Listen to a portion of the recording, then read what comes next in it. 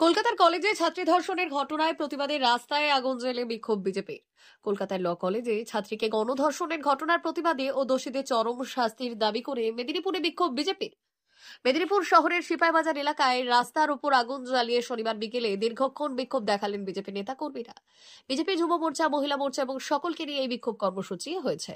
বিজেপির পক্ষ থেকে জেলা সহ সভাপতি ডক্টর শঙ্কর গোছাই জানিয়েছেন, আরজিকর কাণ্ডের পর একের পর এক এইভাবে ঘটনাগুলি ঘটছে।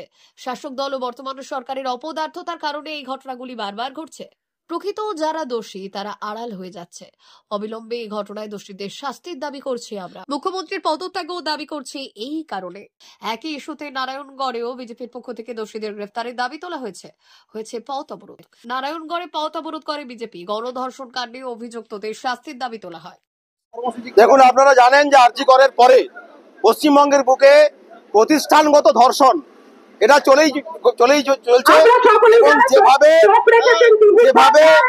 কলকাতার কসবায় কলেজের মধ্যে ধর্ষণ হচ্ছে এবং তৃণমূলের ছাত্রদের ধর্ষণ করছে, এরই প্রতিবাদে পশ্চিমবঙ্গ ব্যাপী আমরা আন্দোলন করছি, বিক্ষোভ করছি। রাজ্য সভাপতি বিক্ষোভ করেছিলেন, তাকে গ্রেপ্তার করা হয়েছে। আজকে সর্বত্র প্রতিবাদের ঝড় উঠছে।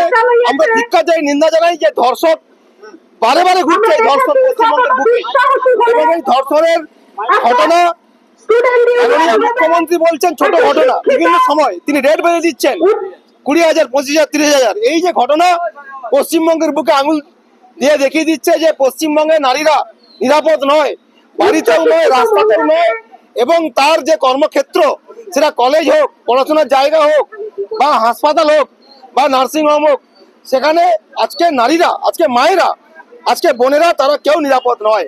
তাই ধর্ষণের ঘটনা বারবার ঘটছে। আমরা আন্দোলন করছি, আমরা প্রতিবাদ করছি। ভারতীয় জনতা পার্টি আরো বৃহত্তর আন্দোলন করবে। এর প্রতিবাদে আমরা দাবি জানাচ্ছি, যত ধর্ষণ পশ্চিমবঙ্গে হয়েছে তার তালিকা প্রকাশ করতে হবে, মুখ্যমন্ত্রীকে প্রকাশ করতে হবে। 2011 সালের পরে আজকে 25 সাল পর্যন্ত কত ধর্ষণ হয়েছে, সেই দোষীদের কি শাস্তি দেওয়া হয়েছে। উনি বড় বড় কথা বলেন। আমরা দাবি জানাচ্ছি, এই কসবার যে ধর্ষক তাকে অবিলম্বে ফাঁসি দিতে হবে, এই দাবি আমরা জানাচ্ছি। বিজেপির